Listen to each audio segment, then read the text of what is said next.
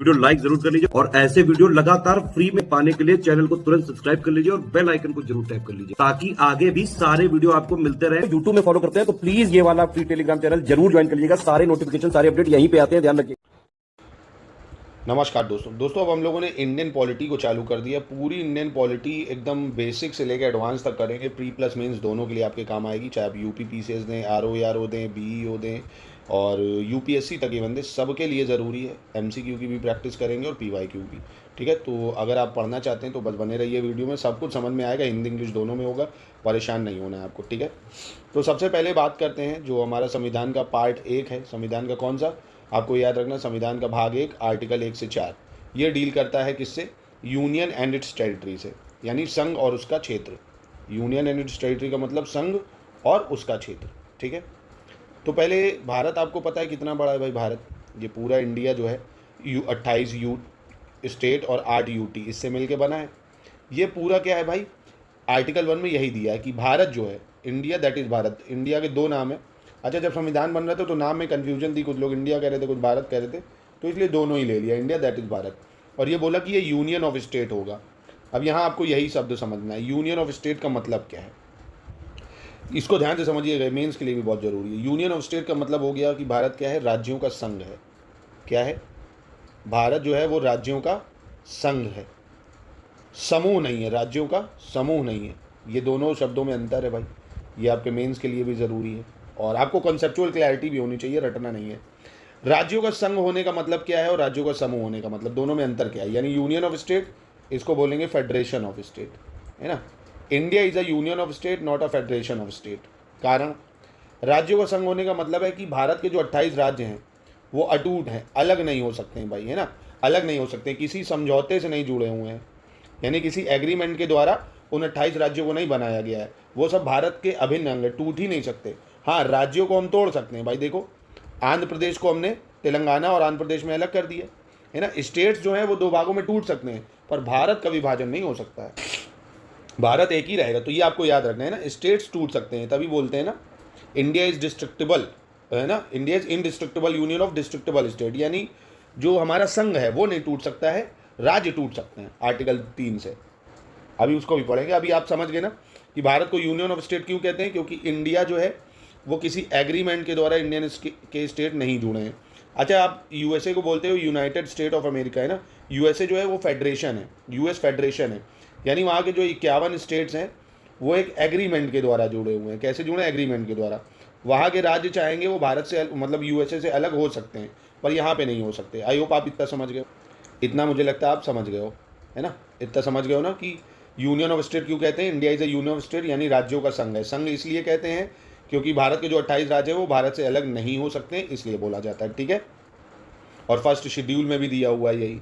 अब भारत की territory, the territory of India का मतलब क्या हुआ भाई, ये पूरा भारत है मैंने बोला, है ना। तो टेरिटरी ऑफ इंडिया का मतलब 28 राज्य, यूटी यानी टेरिटरी ऑफ स्टेट्स, राज्य भी आ गए 28, यूनियन टेरिटरी भी आ गई 8 केंद्र शासित प्रदेश, और टेरिटरी दैट में भी acquire by government of India any time. भाई बाई चांस इंडिया पाकिस्तान को भी एक्वायर कर ले, या बांग्लादेश को एक्वायर कर ले, या म्यांमार को एक्वायर कर ले, किसी भी देश को एक्वायर करेगी तो वो भी भारत की टेरिटरी बन जाएगा। आसान है कुछ, इसमें रॉकेट साइंस नहीं है, समझ गए ना। देखो, एक क्लास करो पर बहुत तगड़े से कराऊंगा, अगर अच्छे से पढ़ लेंगे। ऐसे ही हम पूरी तैयारी यूपी पीसीएस की करा रहे हैं, यूपी पीसीएस 2026 की सिलेबस को तोड़ तोड़ के पढ़ा रहे हैं, प्री मेंस दोनों के लिए एकदम पॉइंट वाइज। फिर आंसर राइटिंग भी कराएंगे, जो पढ़ाएंगे उसका क्विज भी कराएंगे, टेस्ट भी कराएंगे। तुरंत ज्वाइन करिए, बीईओ, आरओ पीसीएस सबकी तैयारी, बम्पर सिलेक्शन वाली तैयारी कराएंगे। पर हाँ, पढ़ना पड़ेगा आपको, और गारंटी दे रहा हूँ एक क्लास करोगे पूरा चैप्टर क्लियर हो जाएगा। तो समझ गए आर्टिकल 1 में क्या है, India that is Bharat is a union of state, यानी भारत जो है वो राज्यों का संघ होगा, ना कि समूह। क्यों राज्यों का संघ होगा, क्योंकि भारत के जो राज्य हैं वो किसी समझौते के द्वारा नहीं जुड़े हुए हैं, किसी एग्रीमेंट से नहीं जुड़े हुए हैं, वो अलग नहीं हो सकते हैं। ठीक है, ऑल्दो स्टेट्स कैन बी डिस्ट्रिक्टेबल, राज्य का जो है वो विभाजन हो सकता है, पर देश का विभाजन नहीं हो सकता है। अब ये इसमें वही चीज़ है, why union of state rather than federation of state, यानी राज्यों का संघ क्यों, राज्यों का संघ क्यों, समूह क्यों नहीं राज्यों का। तो ये मैंने अभी बताया ना, Indian federation is not the result of an agreement among the state like America, यानी भारत के जितने राज्य हैं वो किसी समझौते के द्वारा नहीं जुड़े हैं। भाई समझौता अगर करा तो वो कभी ना कभी तोड़ना पड़ेगा, कोई समझौता नहीं, ऑप्शन कोई नहीं, आपको इंडिया का पार्ट बने रहना है, अलग हो ही नहीं सकते हो ना। The state have no right to secede from the federation, यानी राज्यों को है ना, राज्यों को संघ से अलग होने की अनुमति नहीं है, राज्य संघ से अलग नहीं हो सकते हैं, आप आराम से बता सकते हो ये, ठीक है। तो ये आपको याद रखना है। अब आर्टिकल 2 भी बहुत इंपॉर्टेंट है। आर्टिकल 2 क्या कहता है? एम्पावर करता है पार्लियामेंट को, संसद को शक्ति देता है admit into union of India और establish new state on such terms and condition. यानी जो भारत है, भाई भारत है ये पूरा, भारत के संघ में नए राज्यों को शामिल करना, नए राज्यों को शामिल करना या नया राज्य का गठन करना। पर किसका गठन करना? जो पहले नहीं शामिल था। मतलब आप कहेंगे अरे ये क्या बता रहे हो सर, है ना, which is not part of union of India. जैसे ऐसे समझो, सिक्किम जो है, सिक्किम भाई वो पहले भारत का हिस्सा थोड़ी था, इसको हमने 36 कॉन्स्टिट्यूशन अमेंडमेंट एक्ट 1975 से भारत का हिस्सा बनाया है, पहले भारत में थोड़ी शामिल था, ना भारत में था ये। तो इसको हम आर्टिकल 2 से करेंगे। और जैसे हमने तेलंगाना को आंध्र प्रदेश से अलग करा, तो वो तो पहले ही से भारत का हिस्सा था, वो आर्टिकल 3 से होगा। तो अंतर समझो, देखो अगर हमें जैसे मान लो बांग्लादेश को भारत का हिस्सा बनाना है तो आर्टिकल 2 से करेंगे, है ना, आर्टिकल 2 से करेंगे। क्यों? क्योंकि वो इंडिया का भी पार्ट नहीं है, इंडिया का पार्ट नहीं है इसलिए। और अगर यूपी को हमें 2 भाग में विभाजन करना है तो आर्टिकल 3 से करेंगे, क्योंकि वो ऑलरेडी इंडिया का पार्ट है। तो ये समझ लो आप, ठीक है। आर्टिकल 2 कहता है संसद को शक्ति देता है कि यूनियन ऑफ इंडिया यानी जो भारत का संघ है उसमें नए राज्यों को शामिल कर सकता है जो पहले भारत का हिस्सा नहीं थे, ठीक है। एग्जाम्पल सिक्किम का दे देना। ऐसे आर्टिकल 3 जो है ये पार्लियामेंट को शक्ति देता है क्या? Separation of territory from any state. यानी जैसे उत्तर प्रदेश है, उत्तर प्रदेश को 2 भागों में अगर विभाजित करना है तो आर्टिकल 3 से हो जाएगा। जैसे हमने आंध्र प्रदेश को करा था भाई 2 भागों में विभाजित, और महाराष्ट्र गुजरात को करा था, उत्तर प्रदेश को उत्तराखंड अलग करा था, तो आर्टिकल 3 से हो जाता है, ठीक है। और 2 राज्यों को मिला के एक बड़ा राज्य बनाना, वो भी आर्टिकल 3 से होगा, ठीक है। By uniting any territory to part of any state, किसी राज्य में किसी दूसरे हिस्से को मिलाना है तो वो भी इससे हो जाएगा, ठीक है। या 2 राज्यों को मिला के एक बड़ा राज्य बनाना है, वो भी हो जाएगा। नाम चेंज करना है किसी राज्य का, बाउंड्री बदलनी है, वो सब आर्टिकल 3 से होता है, ठीक है। तो आर्टिकल 1 में क्या था? इंडिया जो है यूनियन है स्टेट का, यानी भारत जो है वो संघ होगा। 2 भारत के राज्य में क्या क्या दूसरे राज्यों को हम शामिल कर सकते हैं जो भारत का हिस्सा नहीं थे। 3 भारत के राज्यों को तोड़ के अलग कर सकते हैं, 2 राज्यों को मिला के बड़ा राज्य बना सकते हैं, नाम बदल सकते हैं, बाउंड्री बदल सकते हैं। ये सब आर्टिकल 3 में दिया हुआ है, ठीक है। इससे प्रीलिम्स में सवाल बनते हैं, याद रखना। इंक्रीज और डिमिनिश द एरिया, यानी एरिया क्षेत्रफल को कम या ज़्यादा कर सकते हैं, है ना। बाउंड्री जो है सीमा क्षेत्र है उसको भी कम ज़्यादा कर सकते हैं, नाम बदल सकते हैं राज्यों का, और ये सब शक्ति संसद के पास ही होगी, ठीक है। अब देखो यहाँ पे प्रीलिम्स में कैसे फंसाता है, यहाँ पे कंडीशन है। जैसे मान लो भाई आंध्र प्रदेश है, जैसे मान लो यूपी का एग्जाम्पल लेना है, यूपी को अगर 2 भागों में विभाजित करना है संसद को, तो उसके लिए पहले रिकमेंडेशन चाहिए होगी प्रेसिडेंट की, है ना। अगर वो बिल लाना है, जैसे अमित शाह जी कह रहे हैं कि भाई उत्तर प्रदेश को हम 2 भागों में बांटेंगे, बिल संसद में लाना चाहते हैं, तो पहले राष्ट्रपति की परमिशन चाहिए होगी उस बिल को संसद में डालने से पहले, कि भैया संसद में डालने जा रहे हो तो प्रेसिडेंट की पहले परमिशन लो, तब संसद में जाएगा वो। अच्छा, राष्ट्रपति भी परमिशन देने से पहले वो उस राज्य में योगी जी को भेजेगा कि भैया देख लो तुम्हारे राज्य को तोड़ा जा रहा है 2 भागों में, है ना। यानी before recommendation president has to refer the bill to concern state legislature, यानी राष्ट्रपति जो है वो कहाँ भेजेगा? यूपी के विधानसभा में। अब यहाँ पे भी कंडीशन क्या है? President is not bound by the views of state legislature. By chance Yogi ji कह रहे कि नहीं नहीं सर प्लीज़ इसको डिवाइड मत करिए, हम नहीं चाहते हैं ये, तो प्रेसिडेंट बाउंड नहीं है कि वो उनकी बात माने, वो कर भी सकता है ना, वो रिजेक्ट भी कर सकता है, एक्सेप्ट भी कर सकता है, ये उसके विवेक पे आधार पर है, उस पर कोई भी बाउंडेशन नहीं है, ठीक है। ये आपको याद रखना है। An amendment to the bill, no fresh reference needs to be made to the state legislature, यानी ये अमेंडमेंट हो गया अगर संसद है तो स्टेट लेजिस्लेचर वगैरह की कोई ज़रूरत नहीं पड़ेगी वहाँ, ठीक है। ये आपको याद रखना। अगर यूनियन टेरिटरी की बात है भाई, तो कोई भी वहाँ के लेजिस्लेचर से पूछा ही नहीं जाएगा। जैसे दिल्ली है, दिल्ली को अगर जो है विभाजित करना 2 भाग में, तो वहाँ केजरीवाल की सरकार के पास राष्ट्रपति कुछ नहीं भेजेगा, वो खुद ही कर देगा सब, ठीक है। तो ये आपको याद रखना है। क्या याद रखना है? आर्टिकल 3 में एक बार और देख लेते हैं, इससे प्रीलिम्स में बहुत घुमा के सवाल बन सकता है आपसे और मेंस के लिए भी। तो आर्टिकल 3 कहता है कि भाई 2 राज्यों को आप मिला के बड़ा राज्य बना सकते हो, एक बड़े राज्य को तोड़ सकते हो, राज्य का नाम बदल सकते हो, सीमा क्षेत्र बदल सकते हो, है ना। पर इसको बदलने से पहले अगर संसद कोई बिल ला रही है तो उसको पहले राष्ट्रपति से परमिशन लेनी है, और राष्ट्रपति को परमिशन देने से पहले उस राज्य के विधानसभा में उस बिल को मतलब उसको भेजना पड़ेगा रिकमेंडेशन के लिए। पर राष्ट्रपति को अगर वो विधानसभा कहे नहीं सर प्लीज़ मत करिए, तो वो बाउंड नहीं है, वो कर भी सकता है, नहीं भी कर सकता है, सिंपल सी चीज़ है, ठीक है। अब 2 और 3 से जो आपने भसड़ मचाई है, 2 में जो दूसरे राज्यों को मिलाया है, तीसरे में जो राज्यों को तोड़ा मरोड़ा है, इसके लिए आपको संविधान में संशोधन नहीं करना है, जो अनुच्छेद 368 कहता है ना, अनुच्छेद 368 कॉन्स्टिट्यूशन अमेंडमेंट यानी संविधान संशोधन से संबंधित है। बहुत इंपॉर्टेंट आर्टिकल है, याद रखना। इसके लिए संविधान में संशोधन करने की आवश्यकता नहीं है, सिंपल मेजॉरिटी के द्वारा ऑर्डिनरी प्रोसेस से ये हो जाता है संसद में, ठीक है। यही आर्टिकल 4 कहता है भाई कि 2 और 3 के काम जो है उसके लिए अमेंडमेंट नहीं करना है, सिंपल मेजॉरिटी से हो जाएगा। अब यहाँ पे एक केस आपको याद रखना है, बेरूबारी यूनियन केस। इसका समय भी याद रखना है, कब यह बेरूबारी यूनियन केस आया था भाई? बेरूबारी यूनियन केस आया था 1960 में, है ना।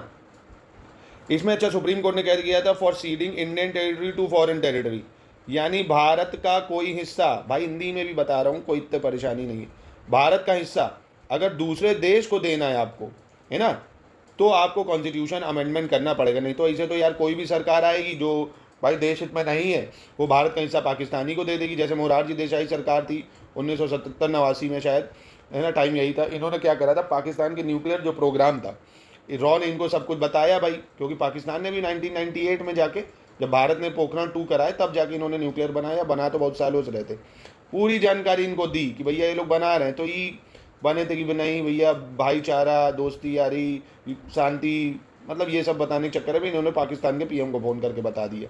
ले वहाँ ने सबको रॉ वालों को पकड़ करके मार डाला उन्होंने। बाद में इनको मोरारजी देसाई को वहाँ एक हाईएस्ट सिविलियन ऑर्डर चलता है, निशान पाकिस्तान, वो उनसे उनको नवाजा गया।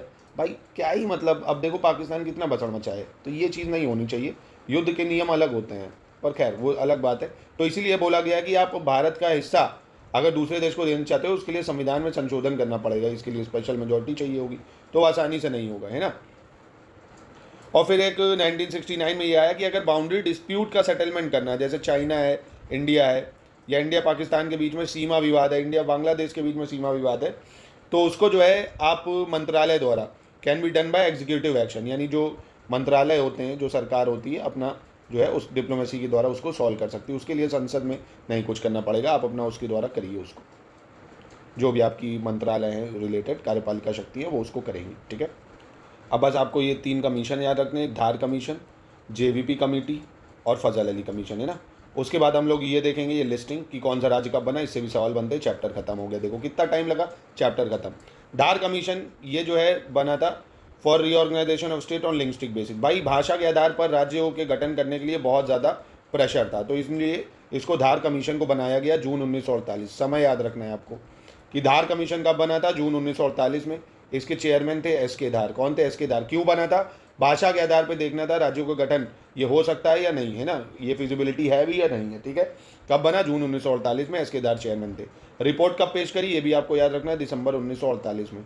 इन्होंने रिजेक्ट कर दिया था भाषा के आधार पे, है ना। इन्होंने क्या कर दिया था, रिकमेंड करा था reorganization of state on the basis of administrative convenience rather than linguistic basis, यानी प्रशासनिक सुधार के आधार पे, यानी प्रशासनिक आसानियों के आधार पे, प्रशासन को बेहतर बनाने के आधार पे तो कर सकते हो, पर भाषा के आधार पे नहीं, है ना, कि भाई प्रशासन अच्छा हो जाए, चलो 28 राज्य कर दो, सबको लिबर्टी मिल जाएगी। भाषा के आधार पे इन्होंने रिजेक्ट कर दिया था, ठीक है। तो एस.के. धार कमीशन, एस.के. धार चेयरमैन थे, जून 1948 में बना, दिसंबर 1948 में रिपोर्ट दी, रिजेक्ट कर दिया।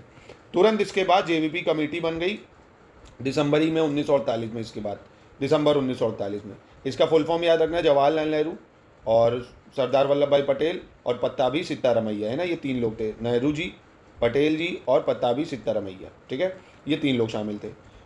दिसंबर 1948 में ये बनी और इसने अपनी रिपोर्ट दी अप्रैल 1949 को। समय याद रखना पड़ेगा, एक पीसीएस जैसे एग्जाम्स में ये पूछता है, दिसंबर 1948 अप्रैल 1949।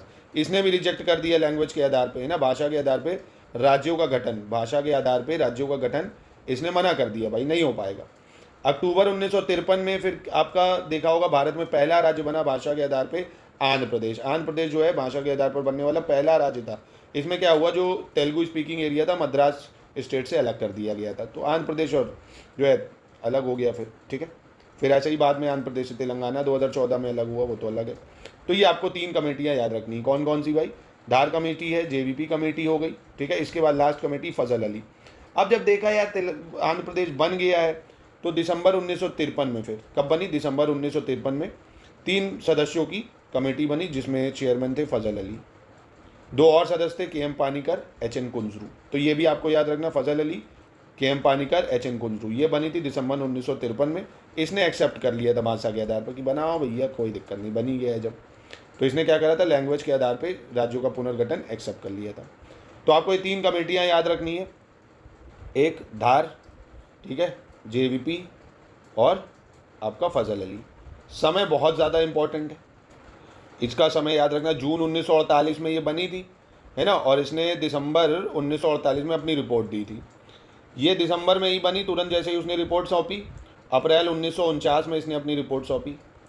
और फजल अली ये बनी थी दिसंबर 1953 में, ठीक है। इसने भी एक्सेप्ट कर लिया था, इसने अपनी रिपोर्ट सबमिट करी कब, सितंबर 1955 में, 2 साल बाद, सितंबर 1955। इसमें एच एन कुंजरू और के एम पानीकर थे। तो ये आपको आई होप याद हो गया। अब अंतिम टॉपिक जो है वो ये है कि कौन सा राज्य कब बना है, बहुत पूछा जाता है एग्जाम में, आपने देखा होगा हर साल।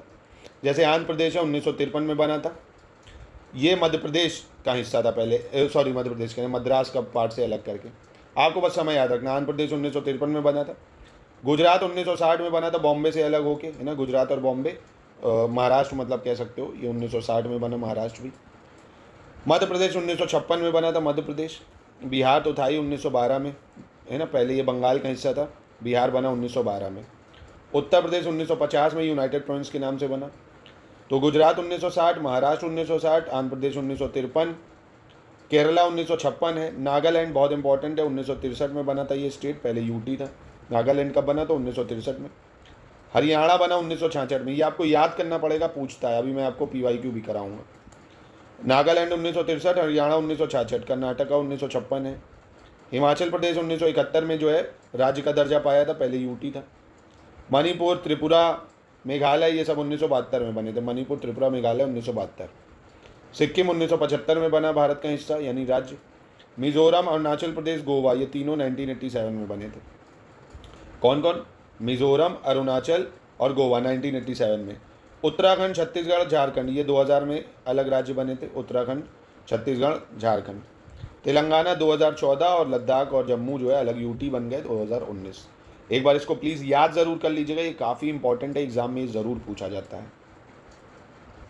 अब ये देखिए PYQ है, the power to carve out a new state, यानी किसके पास शक्ति होती है नए राज्यों के गठन की या राज्यों को तोड़ने की। पार्लियामेंट, प्रेसिडेंट या काउंसिल ऑफ मिनिस्टर या स्टेट रीऑर्गेनाइजेशन कमीशन। तो बहुत ही आसान है, किसके पास होगी, पार्लियामेंट के पास होगी। हिंदी इंग्लिश का रोना मत रोना, बहुत ही आसानी से सब पढ़ा रहा हूँ, आराम से समझ लीजिए चीज़ों को, अपनी भाषा में जहाँ से पढ़ रहे नोट से पढ़ लीजिएगा, ठीक है, क्योंकि अपना बैरियर तोड़िए लैंग्वेज के आधार पर, चीज़ों को समझना पड़ेगा आपको, है ना, बता तो रहा हूँ, डो नहीं में। अगला, which one of the following is empower to alter the boundaries of state under the constitution of India. यानी किसको शक्ति दी गई है, जो राज्य हैं उनकी जो सीमा क्षेत्र है उसको बदलने की, है ना, बाउंड्री को अल्टर करने की। पार्लियामेंट, लोकसभा, प्रेसिडेंट या सुप्रीम कोर्ट। तो देखो कितना आसान है, पार्लियामेंट हो गया, ठीक है, और आर्टिकल 3 से होगा, ज़्यादा भी पूछे तो ये भी बता सकते हो। देखो इसमें क्या कह रहा है, article 1 of Indian state, article 1 of Indian constitution, India is a group of state, federation of state, confederation of state या यूनियन ऑफ स्टेट। तो अभी बताया ना, India is a union of state, not a federation of state, यानी राज्यों का संघ होगा, है ना, राज्यों का संघ, ठीक है। तो ये अपना ऐसे PYQs भी आते हैं। अब ये बहुत ही बढ़िया स्टेटमेंट है, इस क्वेश्चन है, इससे आपको पता चलेगा कि आपने चैप्टर कितना अच्छे से पढ़ा है। देखिए SCS ऐसा ही पढ़ाता है, हम पहले आपको पूरा पढ़ाते हैं, फिर आपको सिलेबस के पूरे पॉइंट का निचोड़ टेस्ट के फॉर्म में कराते हैं, फिर PYQ भी कराते हैं, पूरा समझाएंगे, नोट्स भी देंगे आपको। बस अगर ईमानदारी से पढ़ लिया आपने, जितना पढ़ा रहे सब आपका कवर हो जाएगा। अगर इस क्लास को जिसने आराम से कर लिया, जितनी भी लंबी जा रही, वो पॉलिटी का ये वाला चैप्टर कभी भूलेगा नहीं, है ना। Which of the following statement is not true about creation of new state, यानी नए राज्यों के गठन के संबंध में कौन सा स्टेटमेंट गलत है, नए राज्यों का गठन। तो पढ़ो भाई स्टेटमेंट। पार्लियामेंट में by law form a new state, यानी संसद जो है कानून के मदद से नए राज्यों का गठन कर सकती है, पहली चीज़। Such law shall contain provision for the amendment on the first schedule and fourth schedule. तो ये मुझे लगता है अभी आपने पढ़ा नहीं तो कौन ना बता पाओ कि अगर नए राज्यों का गठन होगा तो पहली अनुसूची और चौथी अनुसूची में परिवर्तन करना पड़ेगा। तो ये बात बिल्कुल सही है, क्योंकि फर्स्ट शेड्यूल में स्टेट्स के बारे में दिया है और फोर्थ शेड्यूल में एलोकेशन ऑफ सीट इन राज्यसभा, यानी राज्यसभा की सीटों का बंटवारा कैसे होगा ये बताया। अब जब राज्य ही टूट गए तो सीटें तो बटी जाएंगी, तो ये तो सही है। फिर कह रहा है such law shall be deem to be an amendment of the constitution for the purpose of 368, यानी अगर नए राज्यों का गठन करना है तो संविधान में संशोधन करना पड़ेगा अनुच्छेद 368 के थ्रू। तो आपके दिमाग में तुरंत कहेगा बाहर में गई 3 स्टेटमेंट, मुझे तो ये पता है सर, अभी पढ़ाया आपने, कि अगर संविधान में संशोधन मतलब नए राज्य बनाना है तो संविधान में संशोधन ही नहीं करना है, वो तो ऑर्डिनरी प्रोसेस से हो जाएगा भाई। तो ये गलत हो गया, बाकी गया भाड़ में, है ना। तो ये चीज़ है। फिर देखो, bill for the purpose of creating new state in India must be pass by, यानी अगर नया राज्य बनाना है तो वो जो बिल भी है कैसे पास होना चाहिए, सिंपल मेजॉरिटी से या 2/3 मेजॉरिटी स्टेट की भी चाहिए, simple majority in parliament, 2/3 majority in parliament, तो बहुत ही आसान है, सिंपल मेजॉरिटी चाहिए, है ना। Union of state in India are administered by, यानी जो यूनियन ऑफ स्टेट है वो किसके द्वारा जो है रन किया जाता है, तो यूनियन ऑफ स्टेट का हेड तो प्रेसिडेंट होता है ना, ठीक है। अब देखो असर्शन रीजन कैसे पूछता है, कह रहा है India is not a union, Bharat जो है वो संघ नहीं है। अरे भाई यही गलत हो गया भाई, India is a union of state article 1 में ही पढ़ा है, तो ए इज फॉल्स देख लो कहाँ है भाई, तो ए इज फॉल्स यहाँ दिख रहा है, तो दूसरी स्टेटमेंट पढ़ने की जरूरत ही नहीं पड़ेगी, तुरंत आंसर करोगे और आगे बढ़ जाओगे, सिंपल सा है ना, एलिमिनेशन ट्रिक। तो एमसीक्यू की प्रैक्टिस जितनी ज़्यादा आप करोगे उतनी ज़्यादा आपकी स्किल डेवलप होगी कि आपको क्या पढ़ना है, कैसे पढ़ना है, कितना पढ़ना है। इसलिए सिर्फ पढ़ना नहीं है, प्रैक्टिस भी करनी है, और सिर्फ प्रैक्टिस एमसीक्यू की नहीं करनी है, लिखना भी है भाई, है ना। तो लिखना जितना अच्छे से सीख लोगे उतना आपकी प्रोबेबिलिटी पोस्ट अच्छी पाने की हो जाएगी भाई, है ना। प्री तो सिर्फ एलिमिनेशन स्टेज है।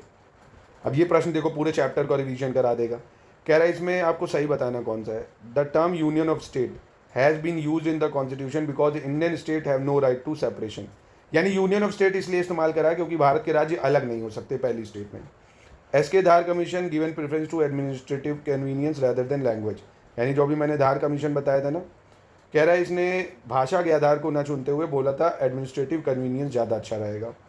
Congress committee including Jawaharlal Nehru, Sardar Patel, Pattabhi Sitaramayya was not in favour of reorganization of state on the basis of language. तो देखो ये भी सही है ना, जेवीपी ने भी लैंग्वेज के आधार पर रिजेक्ट करा था, धार ने भी रिजेक्ट करा था, वो तो बाद में फजल अली कमीशन एक्सेप्ट करेगा सर, तो तीनों सही हैं यहाँ। फिर देखो, पावर टू इंक्लूड और admit any state into union of India, किसी भी राज्य को भारत का हिस्सा बनाना तो ये शक्ति किसके पास है, पार्लियामेंट के पास हो जाएगी, है ना। अब चलो देखो मैंने बताया, इसको आपको सेट करना है क्रोनोलॉजी में, छत्तीसगढ़ कब राज्य बना, अरुणाचल कब बना, झारखंड कब बना और सिक्किम कब बना। तो बहुत ही आसान है, अभी मैंने आपको पढ़ाया था ना, छत्तीसगढ़ 2000 में बना, झारखंड 2000 में बना, अरुणाचल प्रदेश 1987 में बना था जब गोवा बना था भाई, सिक्किम 1975 में। मिला दो क्रोनोलॉजी भाई, 4 कहाँ दिख रहा है आपको, इन 2 में, तो ये 2 हट गए, और 4 के बाद 2 आ जाएगा, यानी ये हो गया, ठीक है। अगला देखो बहुत आसान, उत्तराखंड कब बना था, 2000 में। अब ये आपको मैं दे दे रहा हूँ, हरियाणा, सिक्किम, नागालैंड, मेघालय, इसका टाइम बता दो। हरियाणा, सिक्किम, नागालैंड, मेघालय, इनको राज्यों का दर्जा कब मिला था, कमेंट बॉक्स में बताओ। ये वाला अरुणाचल, हिमाचल, हरियाणा, सिक्किम, इसको भी बताओ। ये सब आए हुए सवाल हैं, प्रीवियस ईयर क्वेश्चन है ये, यूपीपीएससी में पूछे गए ना, तो इनको ज़रूर करिए। ये देखो फिर पूछा, correct ascending order of formation of following state. Ascending order मतलब पता है, सबसे पहले कौन बना और सबसे बाद में कौन बना, ये आपको बताना है। नागालैंड, मेघालय, सिक्किम, अरुणाचल, मेघालय, अरुणाचल, नागालैंड, सिक्किम, अरुणाचल, नागालैंड, सिक्किम, मेघालय, सिक्किम, नागालैंड, अरुणाचल, मेघालय। इसका भी उत्तर दीजिए, अभी मैंने पढ़ाया आपको। ऐसे ही देखो, डिसेंडिंग ऑर्डर पूछ लिया, डिसेंडिंग का मतलब सबसे बाद में कौन बना और सबसे पहले कौन बना, है ना, ऐसे चलना है अब आपको, बड़े से छोटे में ना। तो बताइए इसका भी उत्तर। फिर देखो कह रहा है स्टेट रीऑर्गेनाइजेशन कमीशन कब बना था भाई, तो 1956 में बना था। Which of the following was the first state in India based on language, तो अभी बताया ना, आंध्र प्रदेश पहला था जो 1953 में भाषा के आधार पर बना था भाई। आंध्र प्रदेश कब बना था भाई, 1953, है ना। तो ये है आपका। तो ये यूनियन और स्टेट्स से हमने सवाल करे। अब सिटीजनशिप जो है अगला चैप्टर करेंगे, और तब करेंगे जब इसको कम से कम आप लाइक करेंगे, और कम से कम 100 लोग तो लाइक करो ही यार इसको, है ना, लाइक 100 कर दो मिनिमम, मैं 100 ही कह रहा हूँ, क्योंकि बहुत मेहनत से देखो आपको कराया। अब ये चैप्टर आप कभी जीवन में भूलेंगे नहीं, कभी भी किसी भी प्रश्न को उठा के देखिए, इवन यूपीएससी तक का उठा के देखिए, अगर अच्छे से पढ़ेंगे, इस चैप्टर को अच्छे से पढ़ा है, जितना पढ़ाया आप आराम से सारे प्रश्नों का उत्तर दे पाएंगे, इवन मेंस तक को भी लिख पाएंगे आप, ठीक है। तो ऐसे ही पढ़ना चाहते हो तो स्टडी फॉर सिविल सर्विसेज का पेड ग्रुप ज्वाइन करो, सब ऐसे ही पढ़ाएंगे, नोट्स भी देंगे, प्रैक्टिस भी करवाएंगे, ठीक है।